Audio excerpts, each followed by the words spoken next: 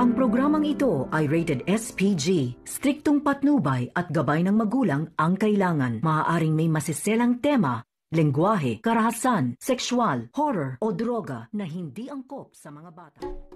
Habang nagsasaya sila Lucio kasama ang kanyang mga tauhan, hindi nila alam na pinapalibutan na pala sila ng mga kapulisan hanggang sa naubos ang mga gwardya na pinapabantay ni Lucio at nakapasok nga ito sa loob. Nakapusas na ang mga tauhan ni Lucio habang si Lucio tinali naman sa upuan. Galit na galit si Mio Roberto kay Lucio at nakatikim nga ito ng suntok mula kay Roberto. Takot na takot si Erica nang makita na niya ang kanyang papa at inisip niya na baka saktan siya.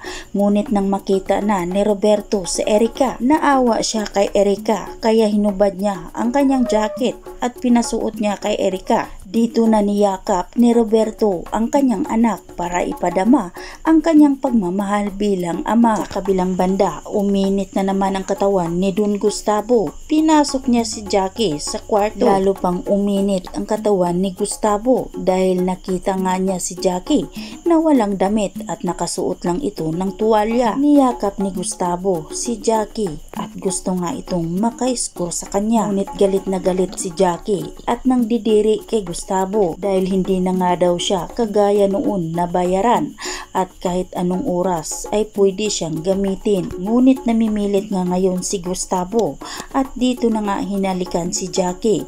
Ngunit pumasok si Pilar at dito na nga nahinto ang ginagawa nila. Galit na galit si Pilar. Inaway niya si Gustavo sa harapan ni Jackie dahil wala na nga daw respeto si Gustavo sa kanya. Kahit harap-harapan niya ay ginagawa pa rin siyang gaga. Galit na galit din si Gustavo kay Pilar dahil nga raw ay nagawa nga ni Pilar na lukuhin siya. Baka nga raw hindi lang si Julio ang lalaking gumamit sa kanya, sabay ito umalis. Nag-usap si Pilar at Jackie. Galit na galit si Pilar kay Jackie dahil inaakit nga daw talaga ni Jackie si Gustavo. Hindi nga nagustuhan ni Jackie ang sinabi ni Pilar dahil nang didiri nga raw siya kay Gustavo. Ang hindi alam ni Gustavo at Pilar na may plano si Jackie na papalayasin sila kapag manalo na si Miguelito sa pagkamiyon. Hanggang dito na lang muna tayo mga kaibigan. Abangan na lang natin ang mga susunod pang magaganap sa Batang Quiapo.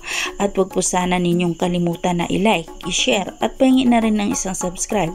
Maraming salamat.